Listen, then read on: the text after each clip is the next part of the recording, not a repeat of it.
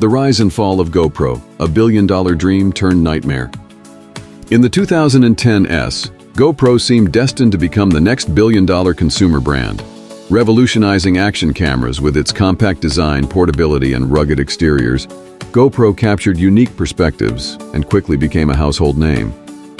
Founded by Nick Woodman, GoPro not only created but dominated the action camera market. GoPro's rise was fueled by its innovative product and the lifestyle it promoted. The company went public in 2014 with a valuation of nearly $3 billion, becoming a must-have for adventurers and athletes. By 2015, GoPro was at its peak, expanding its product line and enjoying strong sales. However, the market became saturated with competitors and improving smartphone cameras. GoPro's unique selling point eroded, and their expansion into the drone market with the Karma drone failed due to technical issues and a massive recall. Additionally, their attempts to pivot into media and software were unsuccessful, spreading resources thin and diverting focus from their core product.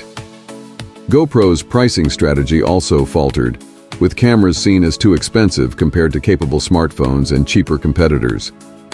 Declining sales and excess inventory led to a significant drop in their stock price and workforce layoffs by the end of the 2010s. The story of GoPro is a cautionary tale about the volatile tech industry and the need for strategic agility. Companies must continuously innovate and adapt to sustain success. GoPro's experience highlights the importance of understanding market changes, customer expectations, and competitive pressures. The rise and fall of GoPro serve as a valuable lesson for startups and established companies alike. As we reflect on GoPro's journey, it's clear that innovation alone isn't enough.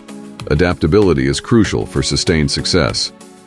Future startups should learn from GoPro's triumphs and missteps to navigate their paths effectively.